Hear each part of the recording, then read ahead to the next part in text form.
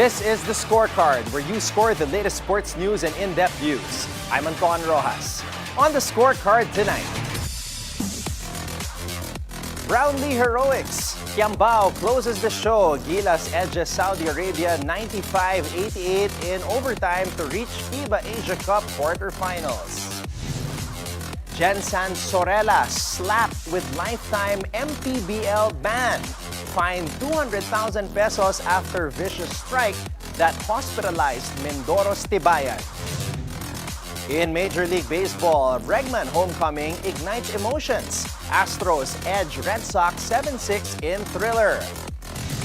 In the WNBA, Hayes makes history. Valkyries soar past Suns 74-57.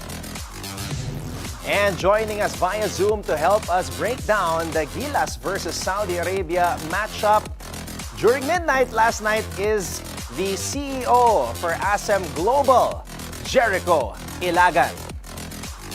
All the headlines and more on the Scorecard tonight, the 12th of August. Now, here's our roundup.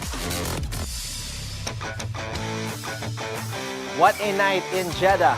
Justin Brownlee once again proved why he's built for the big moments, knocking down a cold-blooded three with 3.7 seconds left in regulation to force overtime.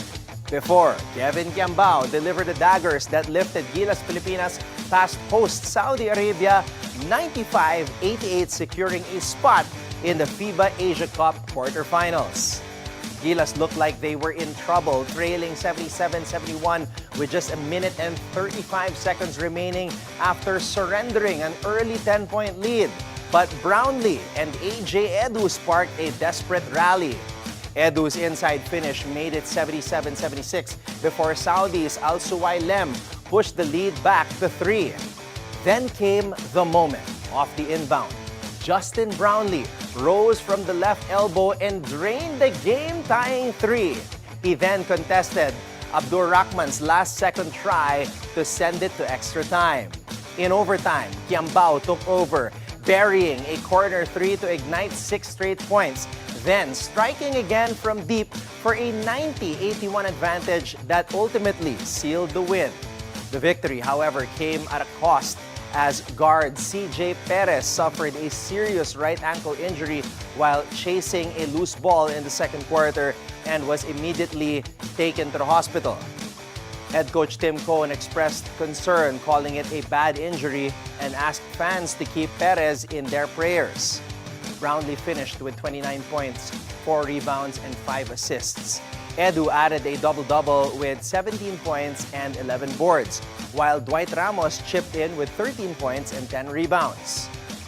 Abdur Rahman kept Saudi alive with 33 points on 8 triples, and Al Suwailem added 26 points and 14 rebounds. But it wasn't enough against a resilient Gilas squad. Now, the Philippines sets its sights on a Group A winner, Australia. In the last 8, another test and another chance for some Gilas Filipinas heroics. Meanwhile, Batangas City turned into the center of controversy as the Maharlika Pilipinas Basketball League dropped the hammer on Gensan Warriors' Michole Sorela, issuing a lifetime ban and a record-breaking 200,000 peso fine after a shocking blow to the face of Mindoro Tamaraos' Jonas Tibayan that sent the 6'3" forward crashing to the hardwood with a reported concussion, broken jaw, busted lip, and fractured shoulder. Now, upon reviewing the footage, MPBL Commissioner and PBA legend Kenneth Duremdes condemned the act as deplorable, declaring the league will never tolerate such behavior. Sorela now also faces a probable lifetime ban and license revocation from the Games and Amusements Board. But despite the drama, the Mindoro Tamaraos rallied behind their fallen teammate, pulling off a gritty 76-72 win to improve to 13-10, just a hair behind Gensan's 39 mark in the elims. Alec Bregman made his dramatic return to Minute Maid Park wearing Red Sox colors for the first time. And oh boy, he wasted no time making noise. After a tribute video and a thunderous standing ovation from the crowd, Bregman stepped into the box in the very first inning and launched a 2-run rocket into the left field bleachers off his former teammate Christian Javier. The shot gave Boston an early 2-0 lead, and for a moment, it felt like the script was writing itself for a hero's return. But the Astros had other plans. Chas McCormick and Ramon Urias answered back with a pair of 2-run homers, building a 7-2 advantage through 5 innings. The Red Sox mounted a furious 4-run seventh, capped by a 2-run blast from Roman Anthony. But Houston held firm, securing a 7-6 nail-biter and maintaining their slim division lead. For Bregman, it was a night filled with nostalgia, emotion, and power. And for the Astros, it was a statement win that just might set the stage for a high-stakes postseason showdown. George Russell, this man is making the F1 paddock talk without even touching a steering wheel. We are 1 week into Formula One's summer break, and the British star, who has been one of the season's biggest protagonists, is not just sitting back in some quiet resort. He's turning his holiday into a global headline. Now here's the setup. Russell is sitting fourth in the Drivers' Championship. 1 win in Canada, 6 podiums in 14 races, and he's this close. Just 15 points behind Max Verstappen after a monster P3 in Hungary. In other words, the guy is in a legit fight for second-half supremacy. But while the rest of the field might be recharging in private, George Russell is out here serving his own version of a mid-season flex. He's on a yacht. He's on an electric foil board. And he's blowing kisses at his girlfriend Carmen Montero Mat. All caught in a viral Instagram story that turned the F1 gossip cycle upside down. Now, you can call it a diva move if you want. But here's the truth. This is part of the George Russell brand. The poise, the polish, the PR perfect moments. It's not just for show. It's how he owns space in the sport even when the cars are parked. And let's be clear. This isn't just about having fun on a holiday. In the new era of Formula One, image is performance. The paddock knows it, the sponsors know it, the fans eat it up. You think Mercedes is mad that their driver is out here looking like the James Bond of the grid? No, they're cashing in with the marketing gold. Meanwhile, Verstappen might be grinding behind closed doors, but Russell, he's playing the mental game too, staying visible, staying charming, keeping himself front and center in every conversation until Zandvoort rolls around at the end of August. So yeah, George Russell's summer break might be part romance movie, part luxury brand commercial, but make no mistake, this man is still locked in on the hunt for Max. And if he comes back swinging in the Netherlands, don't be surprised. If we look back at this diva moment as just another piece of psychological chess match,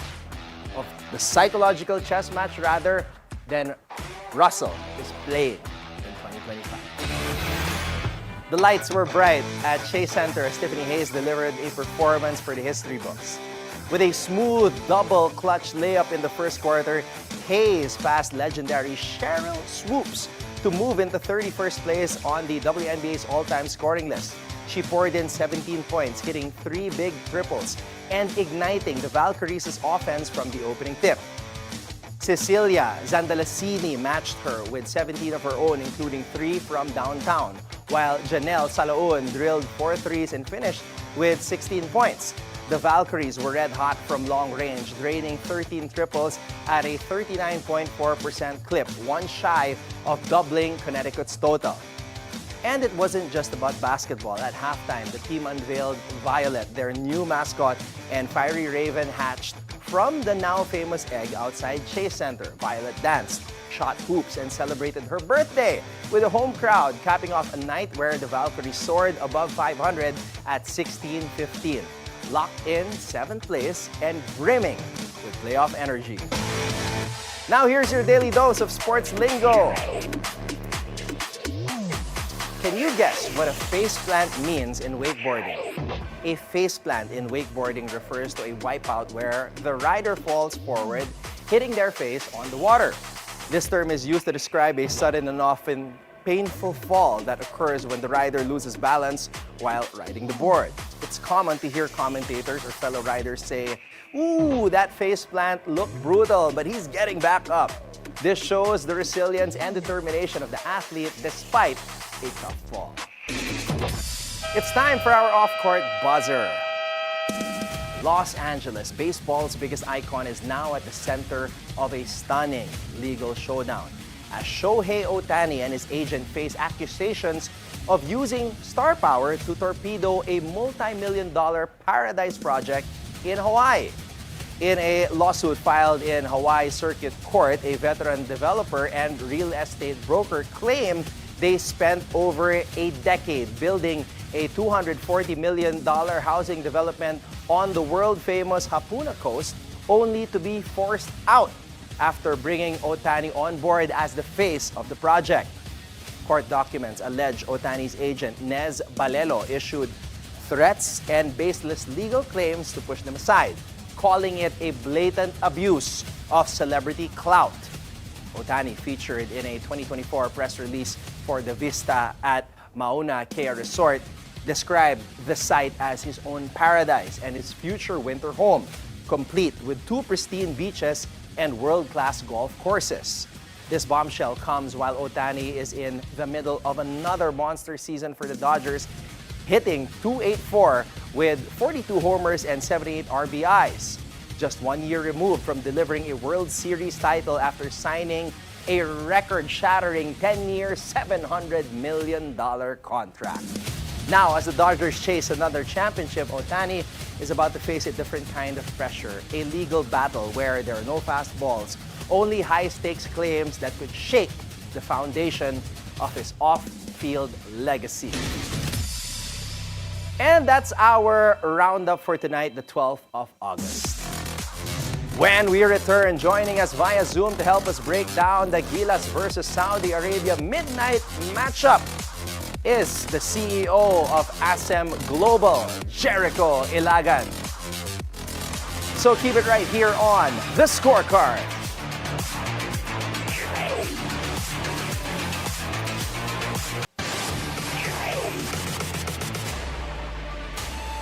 Welcome back to The Scorecard. Gilas Pilipinas is still in the hunt for FIBA Asia Tournament glory, and what a roller coaster ride it has been. And here to help us break down their nail-biting hits and misses is the CEO of Alpha Sports Events and Management Global, Jericho Ilagan. Boss Jericho, good evening. Hi, Anton. How are you? Thanks for having me. I'm good. Although I had a hard time sleeping last night after that Brownlee shot, and of course, Gilas Pilipinas absolutely cooking Saudi Arabia, the hosts, in overtime. But I want to ask first how you're doing. It's been a while. Last time, binisita kita sa Athletes Unrivaled. How have things been so far? It's been great. We're doing great with the program as well. All right. So, Boss Jericho, let's talk about Gilas Pilipinas. Obviously, they didn't get off to the best start in this FIBA Asia tournament, dropping the first 2 games. A lot of criticism, a lot of hate being thrown around online. But last night, would you say na nagpakita na sa wakas yung tunay na Gilas Pilipinas? I think we have to consider our last 2 victories against Iraq and Saudi Arabia. And I can say the best is yet to come for our Gilas Pilipinas squad. No? We're just warming up. It's a tournament that we've really prepared for, regardless of all the challenges that Gilas Pilipinas has faced. But we're turning into form in the proper time. All right. One of the things I noticed, Jericho, was that there seemed to be an over-reliance on Justin Brownlee and Dwight Ramos, because coming into last night's game, those 2 players were the only ones averaging in double digits, and they accounted for 50.2% of Gilas' points. But last night, AJ Edu, Kevin Quiambao finally showed up, dropping 17 points each. What can you say about the contributions of our young players? I think we're in the right time. AJ Edu, Kevin Quiambao, even the other contributions of Dwight Ramos and Carl Tamayo, the timely baskets that they've had. It really shows that the experience comes into play for these young players. We have to remember this would be the second FIBA Asia Cup for most of these players compared to the other players from the other nations. So we're at the right time. All right. Now, I want to ask about Kevin Quiambao, Jericho, considering that he's been very busy. Pumunta pa yan sa States, tried out to chase his NBA dream, and now he's also been playing kung saan-saan. Nakikita natin kung saan-saan barangay siya naglalaro. He's an absolute hooper, baller, whatever. There's a hoop and a ball, maglalaro yan. What can you say about his development? I mean, Kevin Quiambao, KQ, he's come a long way. Right. I think the experience that KQ has over the past years, it really goes to show in this campaign in the FIBA Asia Cup. Kahit anong role ang ibigay ni Coach Tim with Kevin, he really steps up to the plate. I'm really excited going into the Australia game, how our young players, Kevin, Dwight, Carl, AJ, would be ready for that game. I mean, Anton, Australia hasn't lost in the FIBA Asia Cup. Going into that game, we're peaking at the right time. It's a Mount Everest for us to climb to win against Australia. But the determination, the hustle, the hard work, and the lot of pure hard work that they've showed in the past game, I hope they bring that into the game against Australia. All right, Jericho, as I know you have so much experience with regards to basketball in the Asian region, the Southeast Asian region, before I ask you more about Australia, I want to talk about Justin Brownlee. Alam mo, parang hindi na ako nagugulat sa mga ginagawa nitong si Magic Brownlee. It seems like that moment was tailor-made for him. Were you even surprised? Coach Tim Cohn had a statement out saying na that's the matchup they wanted. They switched up to the small guy, and JB just pretty much shot over him. Right. Well, unless you've been living under a rock and you're not aware of what Justin Brownlee can do in the basketball court in times of pressure, with heavy stress, this is what Justin does. We've seen this when he played for Ala Pilipinas back in the ABL, when they won a championship. We've seen this numerous times playing for Barangay Ginebra. We've seen the same Justin Brownlee when he was playing for Pelita Jaya in Indonesia. So this is the Justin Brownlee we all know. And again, going into the Australia game, we just hope that we can give our best and hope that. Again, it's a tough task to play against Australia. But one thing I know is Australia doesn't have a Justin Brownlee. Wala silang JD. Ayun. Okay, one last thing before we break down the upcoming Australia matchup. You've been to so many arenas, Jericho, around the world. What about the Filipino crowd? I mean, kalaban natin yung host, Saudi Arabia, but at times, hindi mo masabi kung kaninong home court ba talaga to? Is it Gilas' home court or is it Saudi's home court? I think, Anton, when it comes to international competition, a lot of host nations know that when Gilas Filipinas plays, that's a home game for us. Fortunately, marami tayong kababayan in Saudi Arabia, and I'm sure that the team feels the same as well. Everywhere Gilas Filipinas goes, yung mga kababayan natin that supports Gilas Filipinas, it's very much appreciated. Tuwang-tuwa ang lahat ng players, the coaching staff, everybody within the Gilas Filipinas program. They really appreciate everybody who comes down, watches the games. Yung suporta, it's always a home game for Gilas Filipinas. I'm pretty sure the Barangay Ginebra, crowd was also a factor. Coach Tim being there, Justin Brownlee being there. Yung suporta ng crowd, they really feed off that. It was really NSD, never say die vibes last night. And then in overtime, of course, Kevin Quiambao took over with those threes back-to-back that really created the separation that Gilas needed to win that game and advance to the quarterfinals against Australia. Now, Jericho, what is the scouting report on this Australia team? Because yung Saudi Arabia, alam natin, number 5 and number 12. I'm sorry, I can't really say their names. But number 5 and number 12, we did not really stop them. Well, in the end, maganda yung challenge ni Scotty Thompson kay number 12 sa ilalim. Now, sa Australia naman, who are some of the players na kailangan natin bantayan? Sabi mo, there's no Justin Brownlee, but I'm sure there are some other players there that Gilas should lock down on. Well, they have a couple of good guys. They have a player that plays for a team called the Houston Rockets. Hindi ako masyadong familiar doon.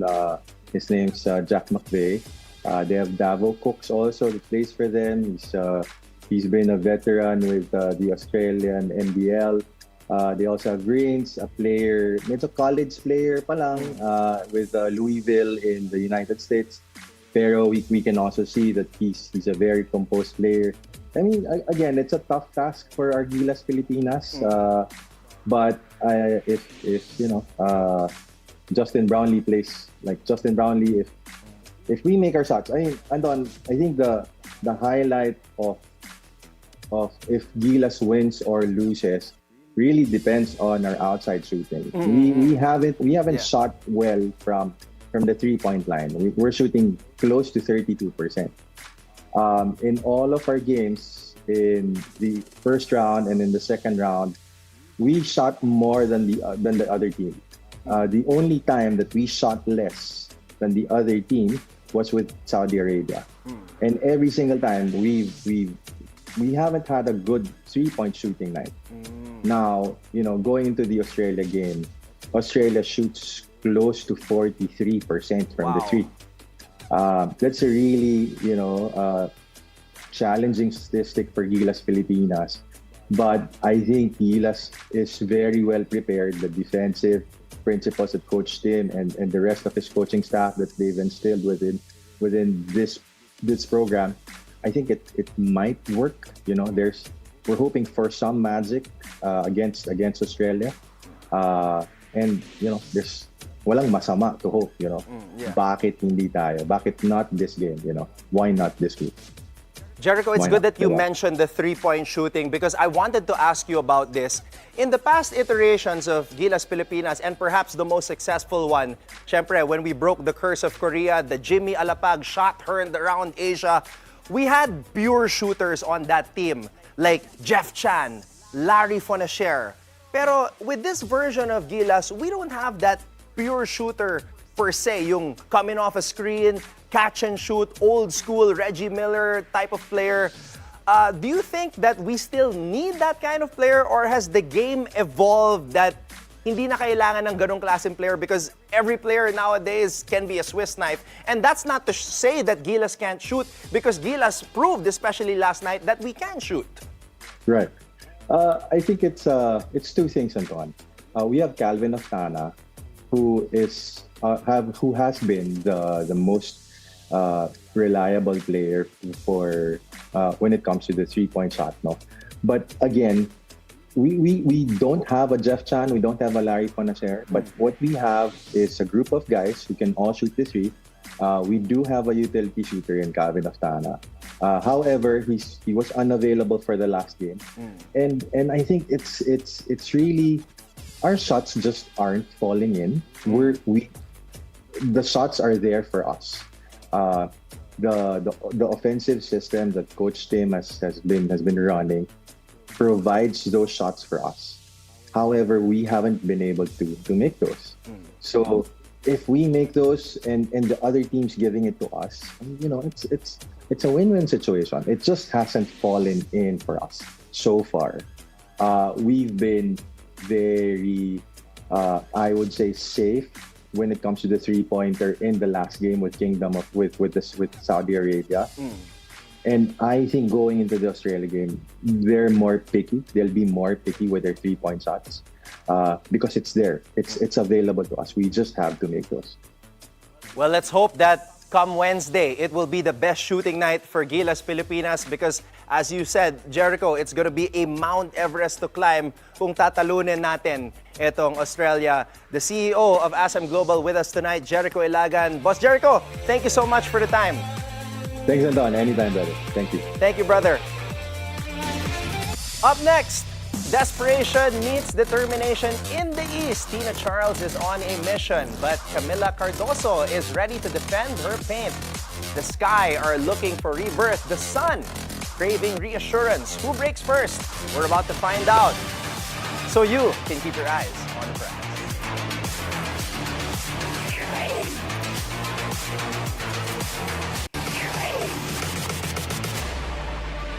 Welcome back to the scorecard. It's time to keep your eyes on the prize. On Tuesday Night Lights in the WNBA, we've got a clash between two teams trying to end some ugly skits. It's the Chicago Sky and the Connecticut Sun. And this one's got the makings of a desperate physical Eastern Conference battle. So let's start with the Sun. They're at home. And they're hungry, and they're trying to snap a 5-game losing streak. This team's been battling, but they need more than just effort. They need execution. They're 6th in the East in rebounding, pulling down just over 31 a game. And Tina Charles is still the engine, grabbing nearly 6 boards a night while putting up over 15 points in her last 10. And don't sleep on Olivia Nelson Ododa. She's been steady with 8.7 points and 5.3 rebounds a night. And if she gets into a rhythm early, the Sky's front court could have a long evening. Now, on the other side, Chicago, they're struggling. They're 2 wins and 13 losses against the East. Woo! That's not good. 118 against teams over 500. And without Angel Reese, who's still out with a back injury, they're missing their best rebounder and one of the most relentless energy players in the league. It's going to fall on Camila Cardoso to hold down the paint. And she's been solid, averaging over 12 points and 8 rebounds. Then, there's Rachel Banham, quietly knocking down over 2 threes a night in her last 10. Problem, the Sky have been stuck at just 68 points a game over their last 10. You're not winning many games in the league with that number. Now, the last time these two met, back in June, Chicago walked out with a 78-66 win, but that was a different Sun team. This time, Connecticut is at home with Tina Charles rested, and everybody knows what's at stake. Key matchup, Cardoso versus Charles. Cardoso has the size and youth. Charles has the experience and footwork. If Charles can pull her away from the rim, Connecticut will get cleaner looks all night. X factor, let's say the Suns' perimeter defense. They give up nearly 9 made threes a game. And if Banham or Chicago's supporting cast can get hot, this will get dangerous fast. So here's what we've got. Connecticut trying to turn the lights back on after a brutal road loss. Chicago still looking for that pride and respect despite being shorthanded this season. One team wants to prove they're better than their record. The other wants to prove they're not going quietly. So stay locked in as the race to the WNBA title or playoffs turns up the heat. Every possession could tip the balance. And here's your matchup breakdown for Thursday.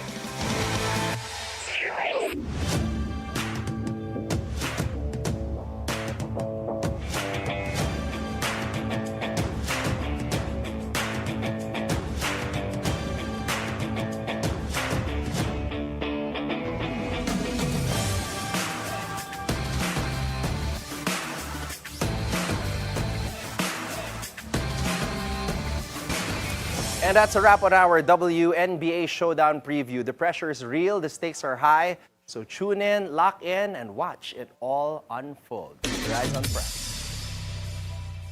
Go think on this. From a small-town Missouri standout who is now one of the WNBA's most fiery and fearless competitors, known for her passion, toughness, and clutch shooting. Sophie Cunningham once said, "If you keep showing up and you keep working hard, good things are going to happen." And with that, thank you for joining us tonight. We'll see you again tomorrow on the Scorecard, where sports is our business and business is our sport, right here on the Bilyonaryo News Channel. This has been Anton Roxas. Have a blessed evening, everybody. Good night.